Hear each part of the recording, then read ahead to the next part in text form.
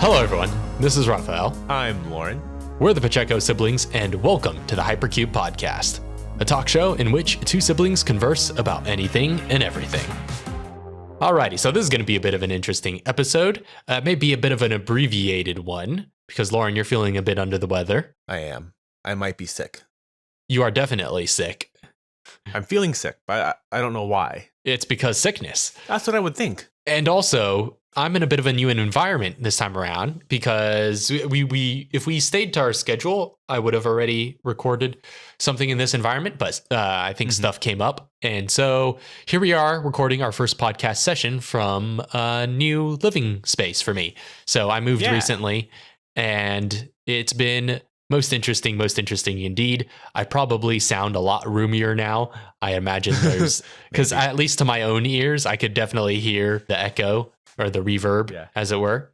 So I'm very curious how much it's going to come up on the mic, but I don't know. Maybe it'll make me sound like one of those artsy video essayists who have just a little bit of room verb in their audio quality. I'm looking at you, Nerd Rider, specifically. He rocks it, though, the room verb. Yeah? Yeah, for some reason, he just makes it sound like something like it sounds very artsy and intentional. Well, anyway, so we're going to keep this a bit brief to be easy on your body, and it should be good. Well, I think there is going to bed right after this. Oh, likewise, because it is a bit late on work night for me. So there is one thing that I think we could talk about now, though, because I need to talk about it, even though the last episode that went up was a Resident Evil rant. I think the Resident Evil ranting needs to continue because since we recorded that, they have revealed the announcement trailer for the Resident Evil 4 remake. Yeah. Now, that was interesting. I forgot what event that was at. I think it was at a Sony event. And they're going to have a little bit more info on it on an upcoming event. They just announced a live stream for like a Capcom showcase. It's going to be specifically Capcom. And there's going to be a little bit of a press conference type of showcase, a developer, single person or single developer showcase event. Yeah. So there's a live stream where they'll be talking a little bit more about Resident Evil 4 and probably revealing some more gameplay, I imagine. But who's to say? The only thing they revealed was that there was going to be a remake, or did they reveal some like? No, I know I've seen some promotional stills and everything, but yeah, that was already announced. The remake was already announced. However, they came out with a full trailer with it. So with this announcement trailer. So, but I guess technically this is the most formal announcement they've made. But because everything else was just like, we're probably going to do it. And then now they're it's a thing. Well, it was official. It was official. They knew they were going to do it. It was announced that it was in development, but it just wasn't a very formal announcement. There wasn't like a big press conference or other hullabaloo. And they also gave a release date with this one too. When's it getting released? It's going to be March of 2023. So, and that's what they opened with. It was the release date on that trailer. Yeah, almost a year from now, 9 months. Yeah. So I guess we got to talk about Resident Evil 4 in general before we could get into this particular conversation, because as you know, I have very strong opinions about Resident Evil 4. Yeah. And we have a lot of history with Resident Evil 4. Oh, yeah, a lot of history. So first off, let me clarify. Everybody knows I'm a Resident Evil super fan. However, I should also note that Resident Evil 4 was the first Resident Evil game I played at a very young and impressionable age. And that kind of is what got me into the series. That was the gateway for me. And a lot of Resident Evil purists, aka toxic Resident Evil fans, will, say that's like, that's not true Resident Evil or whatever. That's when everything went off the rails and get all actiony. But it's like for people like me who that at a young age, that was their introduction to the series. That is just part of the identity of the series. That over the top, like cheesy action vibes mixed with horror elements, and it really, Resident Evil 4 of all the action based Resident Evils is probably the most survival horror anyway. Yeah. So it had enough of the old and enough of the new. And it was kind of a perfect balance of both, and not to mention just mechanically perfect. Absolutely. It's hard to think of any other game that is as mechanically perfect as Resident Evil 4. Like that game just functions so well. It's incredibly fun. And it's so fun. Like that I can't well, me and you, we both know how much time we've spent in Resident Evil 4 and in Mercenaries and just like messing around with everything that Resident Evil 4 had to offer. But we cannot express just how much of our early gaming life was Resident Evil 4. Oh yeah. A lot of our early gaming just life was, well, for us Resident Evil, but obviously a lot of it was Legend of Zelda for me as well. But like so much of it was Resident Evil 4 specifically. Yeah. Oh yeah, for sure. And well, I think that was even a little bit later. Like when you talk about Zelda and stuff, I think those were really the early memories. When I think of our earliest gaming memories, I think of Nintendo 64 and Ocarina of Time and Super Mario 64 and games like that. But we were like, I think Resident Evil 4 is what made us like gamers, though. You know what I mean? I don't know. I think those earliest memories still fit. No, because like at that point we didn't know what we liked yet. Well, I would say that was still the case by the time Resident Evil 4 came around. And even Resident Evil 4 is what started forming a lot of our tastes. I don't know, because I think even that was like a very casual interaction at first, because we didn't own that game. That was just something our cousin would let us play when he came over. So it's like even was it, PS2? No, that was GameCube. I'm trying to remember which one came first though, because we had it on both, where we played it on both. I played it on both. Yeah, it was GameCube first because it was only out on GameCube at first. However, I would later borrow a friend's PS2, and one of the games he had was Resident Evil 4 as well. So that was much later though, much later. Okay. I'm getting the timeline confused. Oh yeah, I remember all this stuff like the back of my hand. But anyway, none of this is pertinent information. The point is, Resident Evil 4 was a very extraordinary game. Still is a very extraordinary game. Still is probably my favorite video game of all time, hands down. Mm-hmm. I really can't think of. I mean, I have a number of like maybe like a top 5 favorite video games that are all pretty well at any given day can occupy that top slot of best video game of all time. However, if I had to pick just one, it would be Resident Evil 4. And it wouldn't even be a question. I think for you, Resident Evil 4, like we have our favorites tier, and then we have like the transcendental tier right above it. I think Resident Evil 4 safely slots into that like transcendental above all the favorites favorite tier. Yeah, for me, for you at least. For sure. Yeah. That was a very formative experience. And just like Leon S. Kennedy was just the baddest dude. I thought he was the coolest action hero ever when I was young. And his whole personality and his sense of style actually had a huge influence on me. It definitely did. Look, I'm looking at your icon right now on Discord with the leather jacket. Yeah. Oh yeah, for sure. That's no doubt a huge part of the reason why I enjoy leather jackets, is because Leon wore it best. And yeah, so extraordinary game, extraordinary nostalgia for me. And it's just, again, such a formative part of us. So when I found out that they were remaking Resident Evil 4, which, again, to my mind is a mechanically perfect game, and in many ways just a perfect game. It's mechanically, tonally, narratively in many ways. It is just the complete package. It's cinematic as heck. It's just awesome. It's awesome in every conceivable sense. It's full of so many unforgettable moments and just well designed, incredibly well designed from the ground up. I'm like, I could hardly think of a more perfect game to get remade. But then again, that I know Resident Evil 2 filled that slot for a lot of people. And however, Resident Evil 2 was due for a remake.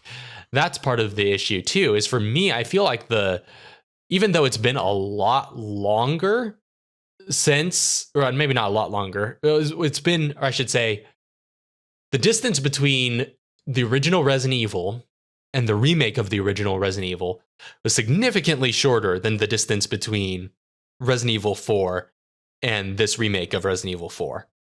So in theory, it seems like, whoa, that should be a huge quantum leap in technology. And yet somehow when I watch this Resident Evil 4 announcement trailer, the only thing I can think is, man, this is a huge testament to how much Resident Evil 4 didn't get dated. Like, because the whole visual aesthetic is just so similar. It does not look like a huge quantum leap in graphical ability. I mean, there's more detail for sure. It's more photoreal. But when I look at it, I'm like, my imagination still takes it to this level of immersion when I play the original. You know what I mean? Like the original is not that outdated in its graphical visual representation.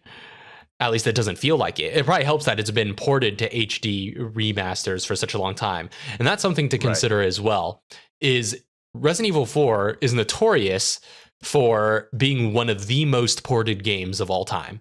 Yeah. It might honestly be the most. I can't really think of too many other competitors in that category because it has had so many ports and so many HD remasters. It is ludicrous. And like a good, sucker that I am, I have played it on so many different platforms and bought it so many different times, or at least borrowed. And it's crazy how many different ways I've played Resident Evil 4 and how many different ways there are available to play Resident Evil 4. Now there's this VR experience, which apparently a lot of the people who have played it say is one of the best ways to enjoy that game. So I was going to say, like, if you take Resident Evil 4 and you wait for the next technological leap to play, like to update it, right? To like make the remake with whatever the next technological leap is, shouldn't it be VR? Like, wouldn't that be what the Resident Evil 4 remake should be if you go by that logic? Is a VR Resident Evil 4? Maybe. I mean, a lot of the recent Resident Evil games have been VR compatible, right? 7 and Village compatible are both, but like not made for. Yeah, that's true. They're not necessarily made for, although they're doing something with Village apparently that's like a little bit of a different experience with different mechanics and whatnot for VR. So, and that's, from what I understand, basically what they did with 4. Although 4, I think, was a lot more of a ground up, basically remake in VR in order to make that function, because the functionality probably just wasn't there. So they're like, might as well. Yeah. So, but I think this begs a deeper conversation, though, about the nature of remakes in general, because I feel like now a lot of people are really excited from this Resident Evil 4 remake trailer. Don't get me wrong. I'm very excited. I watched it and I was like, wow, this actually does look amazing. And there's a lot to be excited about here. It definitely looks faithful to the original, is the first thing I noticed. It was they're very careful to ensure all of the iconography and all of the visual representation is there, where you could look at it, just take one glance and be like, oh yeah, this is Resident Evil 4. It's got all the characters. All the locale. Yeah, exactly. Like the village comes in and I'm like, oh, there it is. Yeah. That's like I'm walking back in all over again. That was one of my biggest questions was going to be, does it look like they changed the game in the same way that they did with Resident Evil 2 Remake? Yeah, I don't know. I mean, it's certainly not as atrocious as 3, where that... Well, I don't think anything could be atrocious as 3. That was half of a game. Oh yeah, and that was DLC for another game. Barely complete separate game. Barely had the kind of content you would expect from that game. Like, they cut so much stuff from the original, or changed so much stuff, and unnecessarily so in a lot of cases. So that did a lot to disappoint everybody. However, 2 was definitely all very faithful to its original, but definitely different, or a remix at the very least. It was spiritually faithful in that it had the feel and the locations and everything, but just like with different, if I understand, the order of events are slightly different, and like the way things happen are slightly different, but essentially telling the same story. Yeah, it tells. Yeah, you're pretty much right. It's essentially the same story.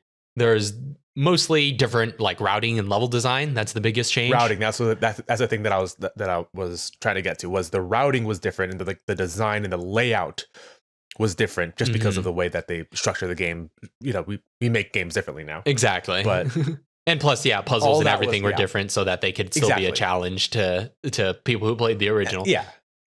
Yeah, but the same narrative structure was there. Exactly, pretty much. Even though it was a different physical structure. Pretty much. And it looks like they're leaning more in that direction for this remake of 4. Okay, good. So that was at least one of my biggest worries. That's the appearance, at least. Who's to say? That's what it looks like. That's what it looks like. We have no idea. It's very later. Yeah, it's very vague. It's very cinematic. It's mostly a bunch of shots, just kind of cobbled together with some voiceover. They do show a little bit of Luis Serra, which has actually made me super happy, because I was like, oh snap, there he is, and he's got that amazing accent still. And I'm honestly not sure who comprises the voice cast, because they also have dialogue from Leon, or voiceover from Leon. And Yeah, I wonder who's playing it. I'm not sure. Yeah, I'm not sure who's playing it after hearing it, because it almost sounds like the new voice actor who played him in the remake of 2 and in Resident Evil Infinite Darkness, the Netflix series, which, I'm going to butcher his name. It's like Nick. Hold on. Let me have it in front of me. I'm pretty sure you got Nick right. Fair point. Nick Apostolides? I have no idea how you do that surname. Okay. Nick Apostolides. No, I'm kidding. Something to that effect. But, I thought he was great in the remake of 2 because, he's playing a rookie cop and his voice definitely, his voice and approach matched that aesthetic. A lot younger and but we were softer. talking because we watched Infinite Darkness together, and his voice was kind of jarring for the later, more venerable, cool agent Leon. Like it kind of took me aback in that series where it was just like, oh, look, it's got the visual design of Endgame Leon, but then like his voice comes out and it's just like, oh, he's a rookie cop again. Like, oh, you're a baby. But it almost sounds like it could be him, but like the pitch actually sounds right now for that era of Leon, and it actually. But I'm not sure, though. But they haven't confirmed the cast for this one. And there's only a brief bit from Leon in the trailer. So it's hard to tell. It could be a new voice actor altogether. We know it's not Matt Mercer. Matt Mercer confirmed that he's not reprising his role for this. So who's to say? But the biggest, I suppose... Matt Mercer's way too busy now. Way too busy. Yeah. I don't know how that guy ever finds time to voice act anymore. But... that's his passion project now, is voice acting. Yeah, exactly. Now that's his side hustle. It's gone back to being a side hustle. Matt Mercer went from being like primarily a voice actor and like a venerable one, like a pretty good, industry voice actor. Now he's just like, I'll do whatever I want. Yeah, exactly. When I got a chance, when I'm not DMing something critical. So I'm making millions of dollars off of basically doing the same thing but live. Yeah. And doing all the a lot more work, essentially. Yeah.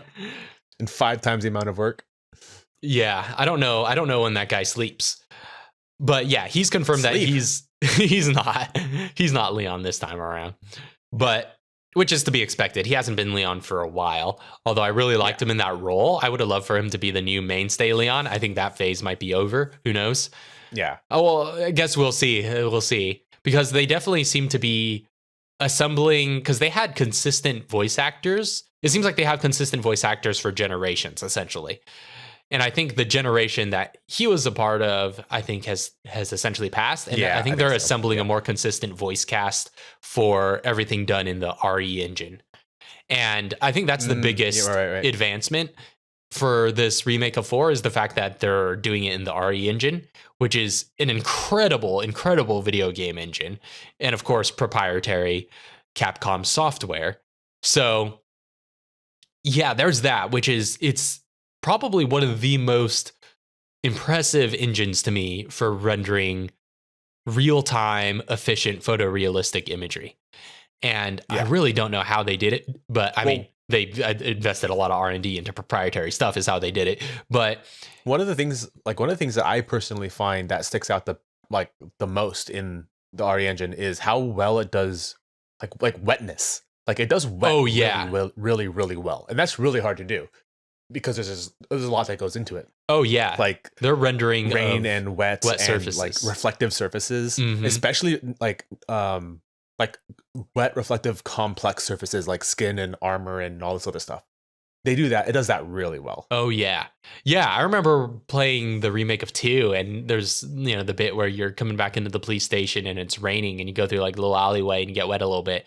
And just like, looking at the character's hair get all shiny from how wet it is, I'm like, whoa. Yeah. So I'm just thinking about like Nemesis in the rain. He looks gorgeous. Oh, yeah. Yeah. I mean, gorgeous definitely is one word to describe that fella. With his big old teeth. But yeah, it's just a phenomenal engine. The imagery that can be, the photorealistic imagery that can be rendered with that in real time at that level of efficiency, right? Where I don't have like the latest next gen level graphics card right now. However, Yeah. even I can play those games and stream them even at decent enough settings, and it doesn't break anything. It doesn't push anything to its limits. I really don't know how they pulled it off, but it is an amazing engine, and it's exciting to see some of the Resident Evil 4 visuals represented in that engine. So yeah, we got to see some of the characters. Got to see Ashley Graham. She generally looks kind of the same, but she's like a little bit more covered up now. She's got more of like an orange jacket. But she's just kind of running around. It looks like there might be more of playing as Ashley in this version. Because there are some sections where it almost looks like it's about to go into like an over the shoulder with her. And I'm like, are we actually going to get to play as her running around the village and stuff? Because that's what it kind of looks like. Ooh, as opposed to just the one puzzle area. Castle sections. Yeah. Remind me, okay, correct me if I'm wrong. Wasn't there something, or was there something that, like extra stuff that got dropped with Ashley that she was supposed to be able to do that, I don't know if it was like extra levels or extra mechanics that she was supposed to be able to do that just got dropped in the final game. And like, there's there's like vestigial mechanics that are still left that you can kind of do with Ashley that are kind of left over from those things that she was supposed to be able to do, but wasn't able to, but they dropped in the final game. So not necessarily. I think what you might be thinking of is the fixed camera angles that were supposed to be on her section. And that, for some reason, is only in the Japanese version of the game. For the North American version of the game, and I think pretty much all other versions of the game, it is the standard third person over the shoulder like the rest of it. But in the Japanese version of the game only, it switches to fixed camera angles for Ashley's section, which is such a shame because I thought that would have been a great way to differentiate her from Leon, but also do some overarching narrative storytelling through mechanics. Because I think we were talking about this, because what it shows is that it would make sense. It would make sense, exactly, because you go back to tank controls, you go back to fixed camera angles. It's like, why? Because she's a rookie character, because she's new to this sort of thing. She doesn't know what she's doing. Yeah, she doesn't know what she's doing. And so it would establish firmly that the reason people get all tank control-y and hard to run around is to emulate that rookiness, because all of the original... that's their level of competence. Exactly, that's their level of competence, because all the original characters back in the day, they had to run around like that. Why? Because they were new, and because they didn't yet have the survival skills necessary to get third person over the shoulder precise aiming and hand-to-hand combat and all that. You can't see around corners. You can't see around corners, exactly. Yeah. So they didn't have all that, and so they were a lot more helpless. And if they included that in that game, which I think they should have, they kept that from the Japanese version, it would have firmly rooted that in as mechanical storytelling, where it's like, okay, this is what the characters are like at low levels, essentially. Yeah. And so like, you have that within the same game, where Ashley, a lower level character, has to do that. And you cut back to Leon, and it's just like he has a lot more skill. He's been through a lot more games, and he gets the precise aiming and the over the shoulder stuff. Because I love that the mechanical storytelling of it's like, whenever you watch like a horror film where you see something where it's like, hey, what, like, you amateurs, you don't have, like, why can't you just peek around the corner? Just like take your time and slow down. It's like, no, they literally can't. Yeah. Because you're playing a character that cannot see around the corner unless they physically go around the corner. Exactly. But then you switch to Leon, it's like, you can peek, you can, look down your sights and have like good quality, like, sight lines. But then you play these other characters, it's like, why are they going around the corner to look around the corner? Because you physically cannot see around the corner unless you do so. You have to put yourself in that situation where it's like face tanking it. Yeah. Exactly. And that it explains why mechanically these characters are idiots. There's also, like, if you were watching those characters do the things that you are making them do with the mechanics, you would say this is obviously an amateur. Yeah. So it's like, I agree. That would have been, I think we both agree that would have been an interesting thing to keep. But sadly, Japanese version only. Japanese specific. However, there is one funny vestigial thing that's present in that section, where, because if you shove a door open on a Ganado, it could cause them to drop down to one knee. And then Ashley can okay. suplex them. That might be what I was thinking of like some mechanics still being there that weren't supposed to be. Yeah, that's not. That might have been what I was that's not thinking of. supposed to be there. Yeah. I think they assume. I think that I code think that's is just an accident. stuck in there. Yeah, because they assume that you wouldn't be able to drop someone to one knee with the mechanics that Ashley has available, but you can if you shove a door open on them, and then she could still do Leon's suplex move, and it just looks hilarious. Yeah, it's just like, player character can do suplex if somebody's on their knee. Yeah, we'll just. There's no reason to take that out. Yeah. Who's got the time? Yeah, that's an extra bit of code. Yeah, because the only offensive move she can do is throwing the lanterns. Lamps? Yeah, the lamps. Lanterns, the fire lamps, the oil lamps. So, and or suplex. or suplex. Yeah, shove a door on them and suplex. But yeah, so who knows? It seems like they might be hinting at there being a bit more Ashley stuff. But yeah, they've shown some of the enemies and they're all ridiculously photoreal now. We've seen a little bit of Sadler. It's like, well, look at him. He's very photoreal too. Louis Serra is there. Also very photoreal. Still has his red 9 though.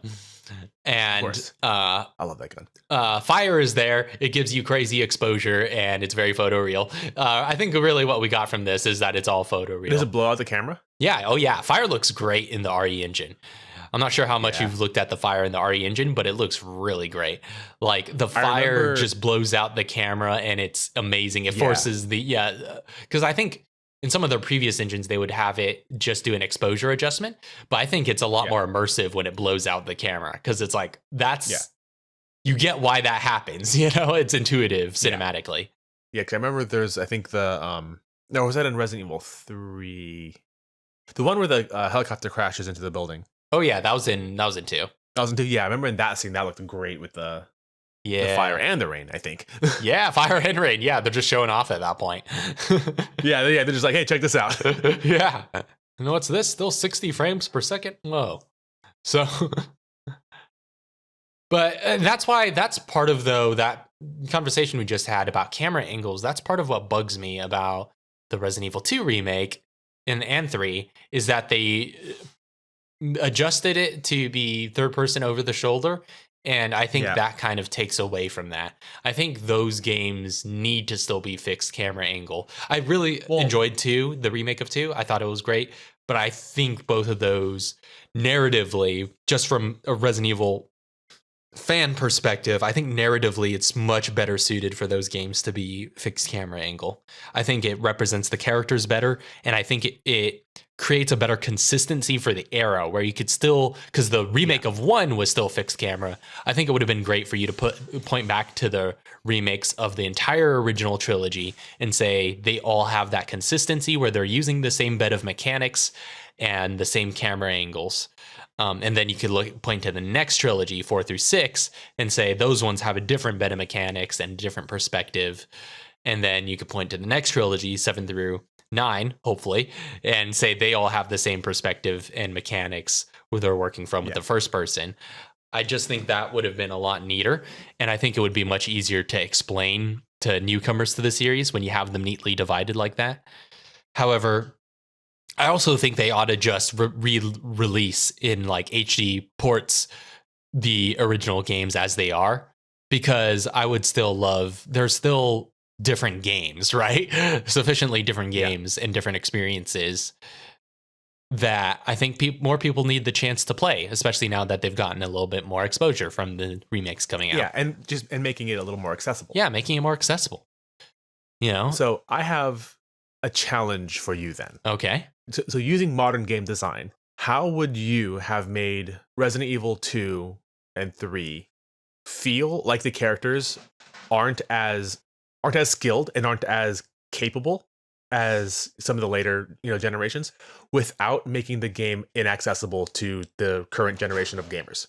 Honestly, I would do a hybrid of sorts if that's the criteria. I think ideally it should be all fixed camera angle and tank controls for those games, honestly. But right. I think there is a way to update it so that it's not inaccessible while still having the same sort of feel.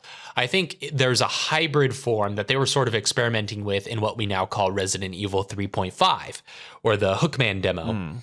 The one that I based a lot of material for the Spectre virus in Resident Roleplay on. That demo experiments with a sort of hybrid version where it's fixed camera angle, but it doesn't look like it's tank controls. And we know they can do that. They did that with the Resident Evil 1 remake too. Yeah. In the Resident Evil 1 remake, you have the option to turn off tank controls and just have the character go in the direction that you're pointing the stick relative to the camera. And it still keeps the fixed camera angles because that's just hard coded into the game, but you could turn off the tank control stick motions. So I would say, yeah, fixed camera angle, but a moving camera, kind of like in Resident Evil 3.5, kind of like in Code Veronica. And yeah, no tank controls on the sticks. And it can transition into an over the shoulder just for when you're aiming. I think that is like a good hybrid where new players can understand that and can get on board with that while still having enough of those elements of the original style to sort of put them in the kind of positions and perspectives that you get from that. I think that would have been better. Fixed camera over the shoulder while you're aiming. Yeah, or at least a camera track, a set camera track. Yeah. Right, because it doesn't have to be necessarily tripod. It doesn't have to be locked off. It just needs to be not in the control of the player. Yeah. Interesting. Because I was thinking a very easy way that you can get, like, it doesn't necessarily increase the difficulty of the games, but it does make it seem like your characters are a lot more amateur, is simply removing the reticle. Ooh, yeah, that's not a bad one. That's not a bad one. Because it stays over the shoulder and you still look around, but when your character aims, punches in, so it's like closer to over the shoulder, and you're looking not necessarily down the sights, but you're looking down the barrel. You can see generally where they're aiming, so you can get easy body shots, but headshots would be damn near impossible. Yeah, for sure. And then of course there'd be like you can have like an accessibility or like a difficulty modifier that then adds reticle or laser sight or whatever. So the normal mode is without reticle, over the shoulder, looking down the barrel of the gun. So body shots, super easy. Maybe there's a little bit of aim assist, right? But then you can have like an assisted gameplay where you add the reticle. Yeah, that's not a bad compromise either. Well, anyway, before we wind down, though, because we're getting to the end of our time here, I think this begs a question about the nature of remakes in general. First, let it be said, my official position, I am still going to play this remake, and I am excited for it to some extent. Of course, I'm going to play it because I'm a sucker. So Capcom will always make money off of me.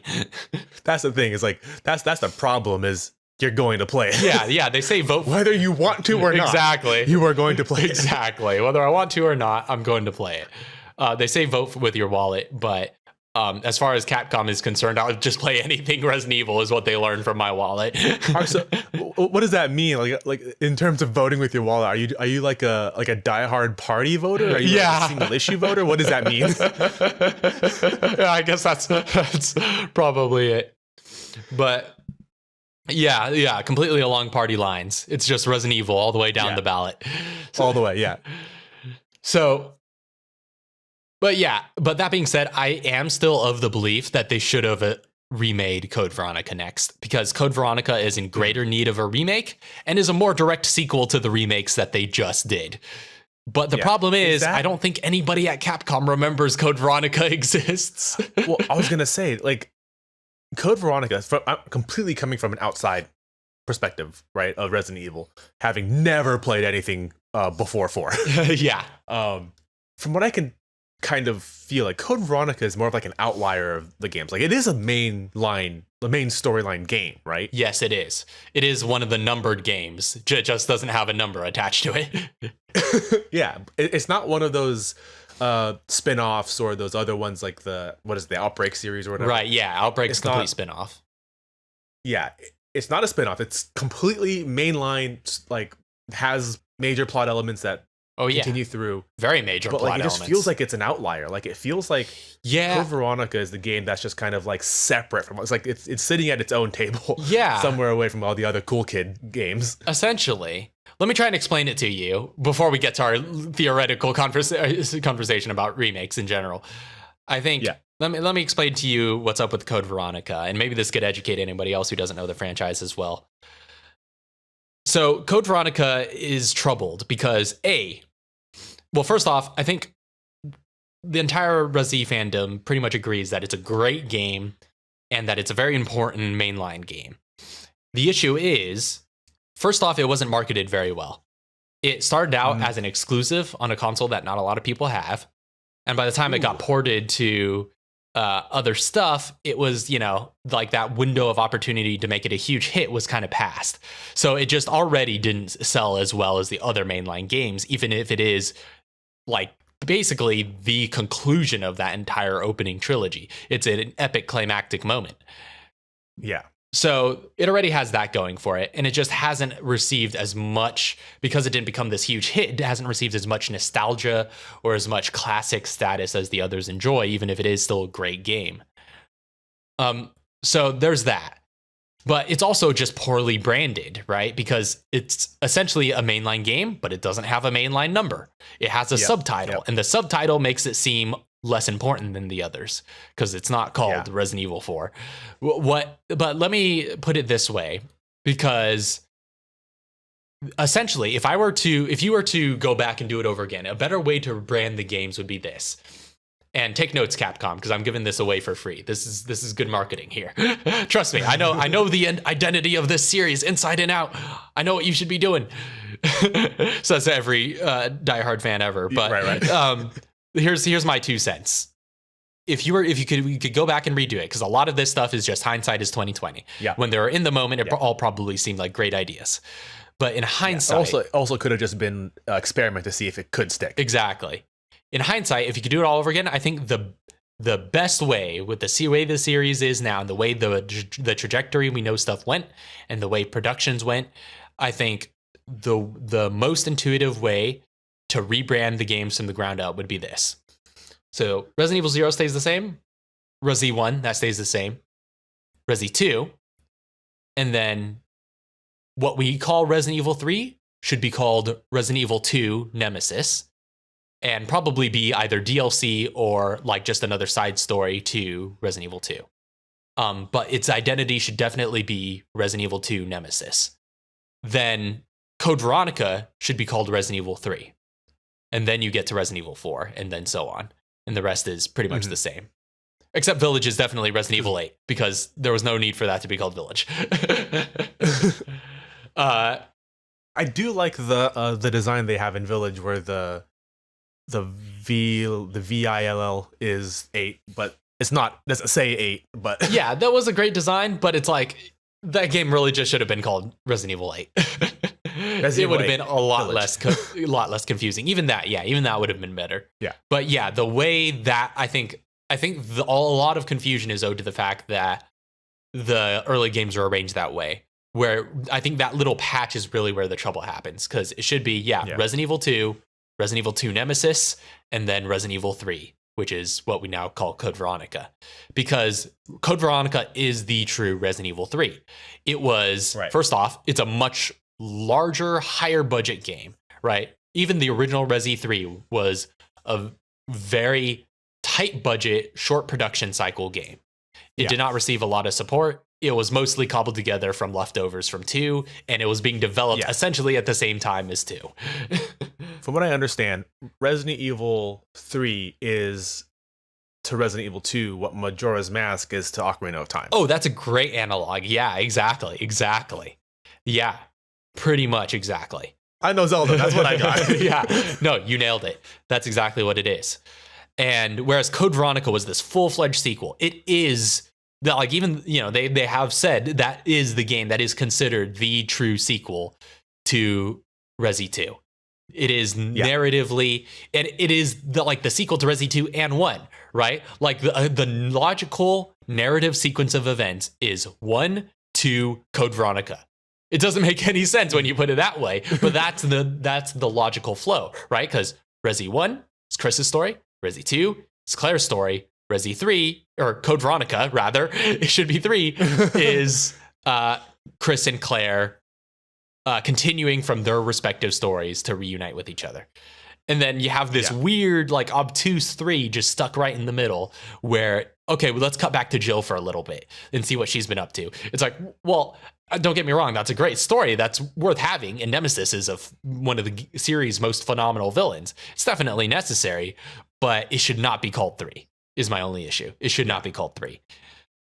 It doesn't warrant being a full numbered game. Exactly. Yeah. It just, there's just not enough there.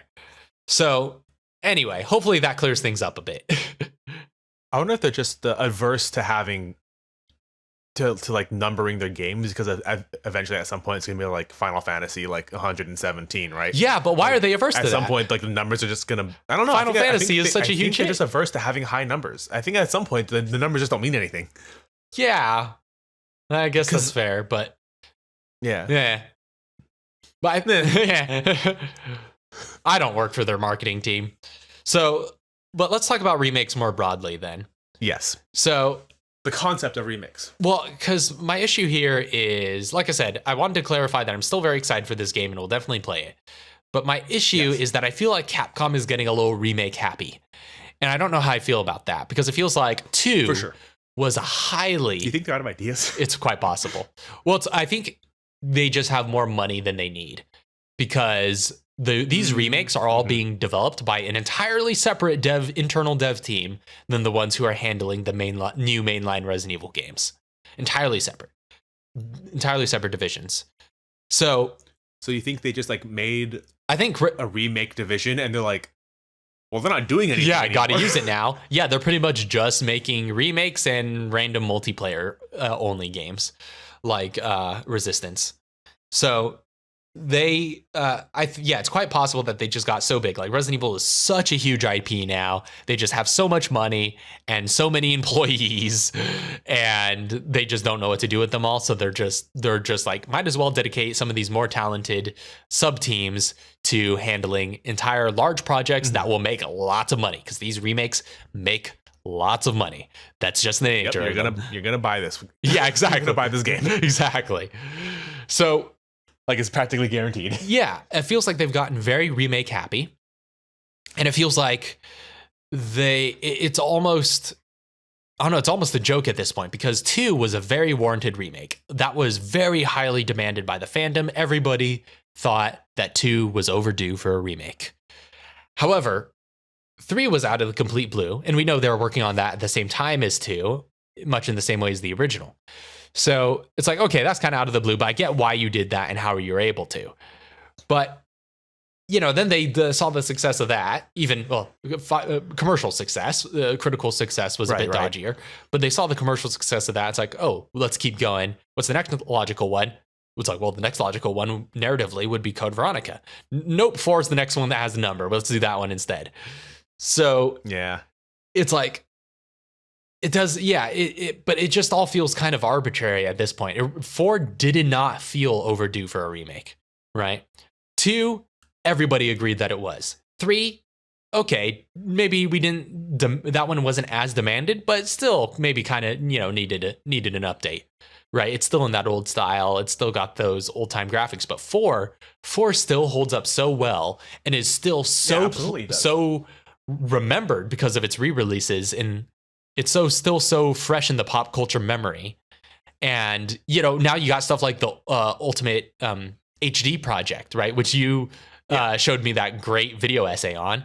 And I'm like, I still haven't gotten a chance to play it yet or install it, but I definitely want to.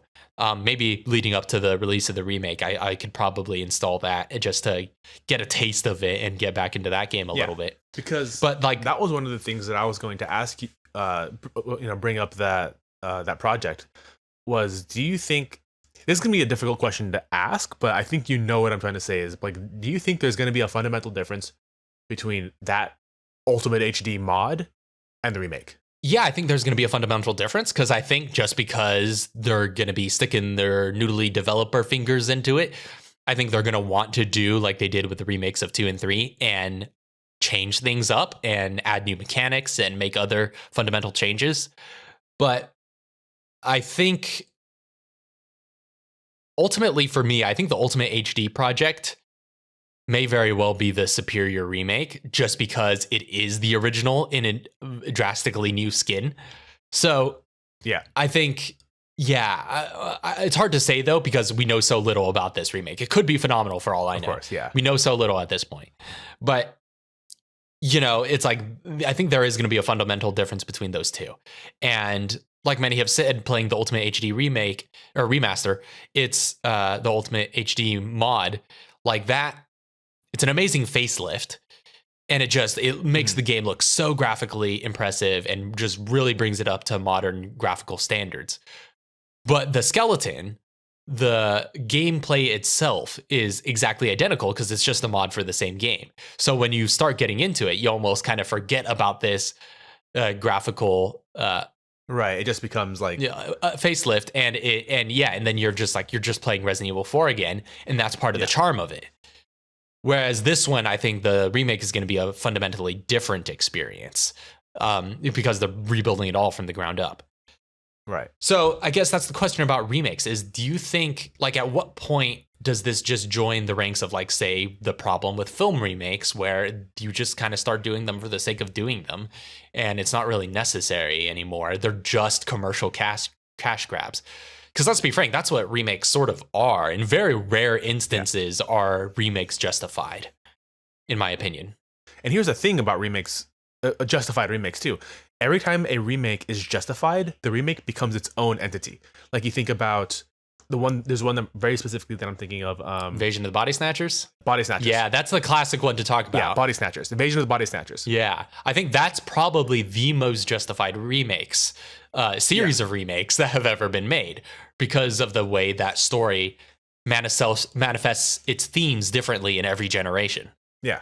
And in addition to as well, like John Carpenter's The Thing, it is a remake, kind of. Like, doesn't it tell its own story as well? Like, it basically takes the same story of what the original story was of The Thing and then tells a story that happens after? Was that what happened? No, not necessarily, but you're thinking of the Thing sequel that would later, or prequel that would later come out, that was also just called The Thing. And so it was like branded as a remake, but it was just a prequel. It tells the story of the previous group. But that's a cash grab. But John Carpenter's The Thing, that's a good remake. Yes, because it's a fundamentally different thing. No pun intended. Yes. So yeah, exactly. Very different experiences, right? So yeah, again, very rare because instances. they bring something new to the story. They update it for the current audience, or whoever is, current audience, current technological standards. They update it, tell a new story because it is updated. Exactly. And yeah, with stuff like 4, it almost feels like that classic. It very much feels like that classic cash grab nature that's often criticized of remakes more broadly. It feels like it's just there to cash in on a famous IP, and there's not really a whole lot of reason to want to do that one. But I don't know. That might just be me being a little cynical. Maybe, who knows? Like, maybe they'll release. Maybe when you play the game, it'll be completely updated, and the story will be like, I don't know, a COVID analog or something. Yeah, completely rehaul the narrative. Doesn't make any sense. But yeah, so I guess I'm going to steal a thought from somebody else, because I'm not afraid to do that. You steal that thought. I can't remember who it was who said this. I think it might have been one creator I was watching. Maybe it was Fear Hunter. I can't remember 100% for sure. But I heard somebody saying this, and I feel like that articulated something that had been on my mind that is now a more pressing concern, which is this fact. Like I said, I feel like because it's a remake and with this newer dev team, like, they're going to want to noodle with it, and they're going to want to change things up or add mechanics. But somebody put it this way, where what made Resident Evil 4 work wasn't the fact that they tried to do a whole bunch of cool stuff. What made Resident Evil 4 work was that it is just a very small handful of mechanics polished to perfection. Yes. And yes, that's what makes that game so good, right? It doesn't technically have a lot of mechanics. It has very few mechanics when you think about it, but they're polished to perfection. It is the same gameplay loop over and over and over again. And yet that loop is so polished and so refined and so focused that it offers endless fun every time you go through it. And you just put it in different level designs and different layouts and different areas. You just change up that stuff, but the core gameplay loop is what makes that game great. Is the fact that every single thing is just so refined and feels the feel. I can't emphasize the feel enough. The animation, the mechanics, the gameplay loop, everything. It just feels so good when it's in your hands and you just get into this flow state where you're just like, yes, I'm enjoying this game. But what were you saying? And you know what that's called? That's called horizontal design. Yes, exactly. Everything is horizontal design. Oh my goodness! It's not that it's not they gave you this game and said press these buttons and you will win. It's here's an entire array of tools. You have your own system to play with to get through this level however you want. Exactly. You're stuck in the village. You have a time limit. Where do you want to go? What do you want to do? How many body slams do you want to perform? It's completely up to you, and it becomes a playground, right? So you can it's just a combat playground. Yeah, you can play that opening village segment over and over and over and over again, and it will be different every time. Oh yeah, totally. And that's what makes that game so amazing. You're right. I didn't even think of it in those terms. It totally is just perfect horizontal design. Oh my goodness, Loryn, we need to do a deep dive on game design at some point. Yes. And just talk about everything we've learned from tabletop RPG design and maybe apply it in a variety of ways, like with video games like that, because there's a lot of there's a lot of cross compatibility in theory. So yeah, that totally is it. Good design is good design. Good, yeah. That's the thing you often say, and the more you say it, the more examples we find, the more I believe it. Is that good design is just good design. Good design is good design is good design. Because that's really what it is. Like 4 is just good design, and I'm just worried, especially like with some of the direction that the remakes tend to go, that they will inherently not do that. You know, like it's just not going to be part of their principles to make it just a few polished mechanics, and instead just throw as many mechanics they can at the wall and say, look how many features it has, right? Because that's something you could put on the can. Yeah. Whereas it's like, but that's not what Resident Evil 4 is. Which, I hadn't thought about in those terms. That's great, though. Just perfect. It is perfect horizontal design. That's really what it is. Mm-hmm. And then the varieties in the enemy design is what mixes up even more. And then continues to be fun because you're still using the exact same set of mechanics to interact with everything. Oh, yeah, it's so good. It's like, you know what? I learned earlier that if I shoot somebody in the leg, I can suplex them. Now I'm going up against an enemy whose head is a whip. So I can't get too close. How do I get close enough to suplex them? Yeah, exactly. Or now they got a shield. How do I, what do I do about that before I could shoot him in the leg and suplex him?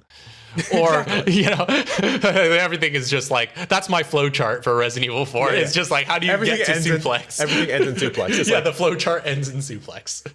Or, it starts with find an enemy, ends with suplex, and there's just a whole web of different. It's like now you have a shield. Deal with the shield. Shoot him in the leg. Suplex. Mm-hmm. Yeah. Made of armor.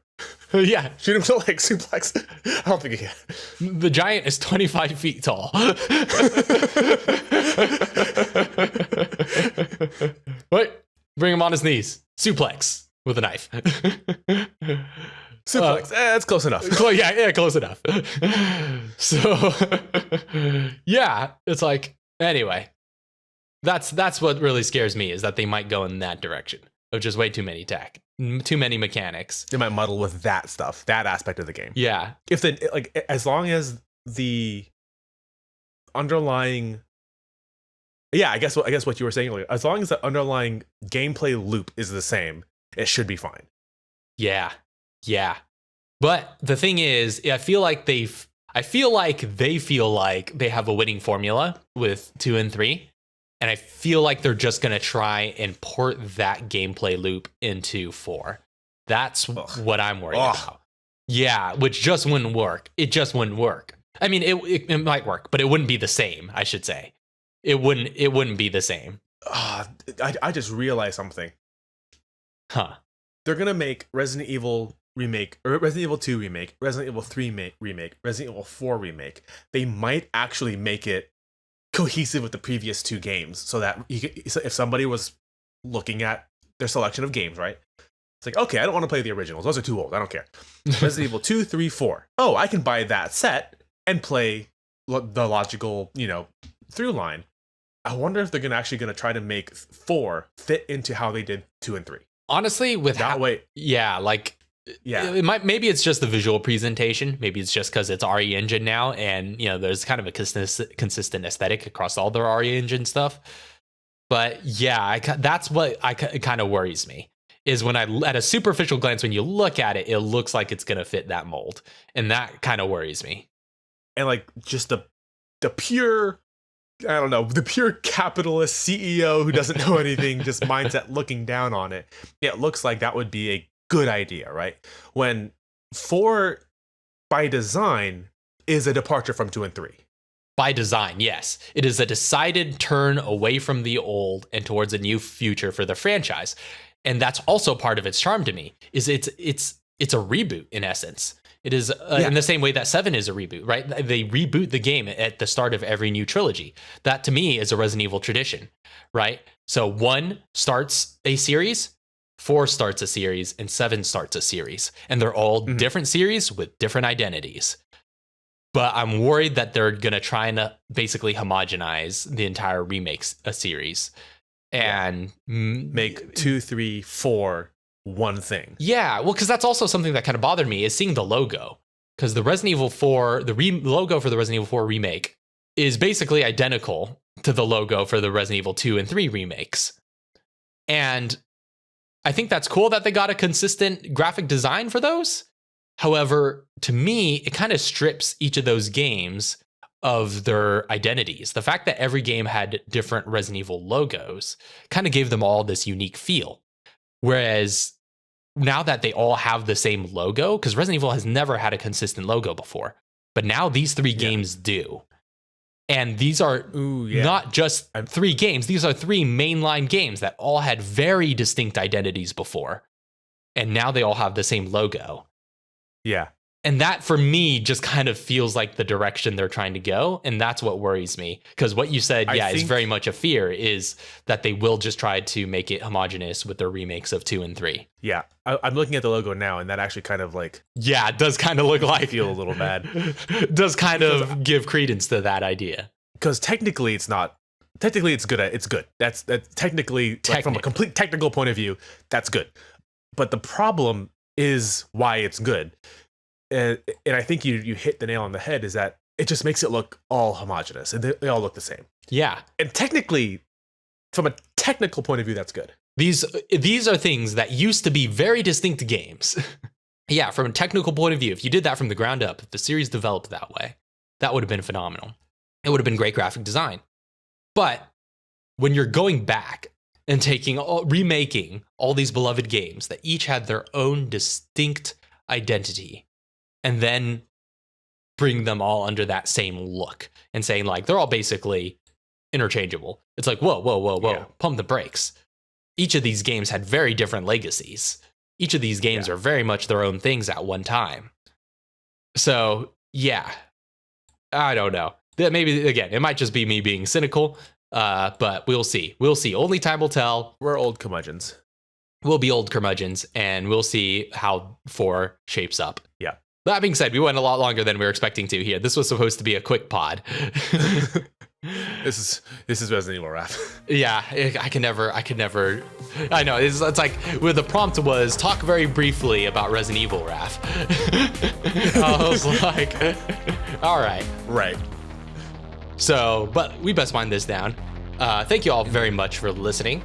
This has been the Hypercube podcast. This show is edited by Loryn Pacheco, mixed by Raphael Pacheco, with original theme music by Mono Memory. Till next time, we'll see you all later. God bless. See ya.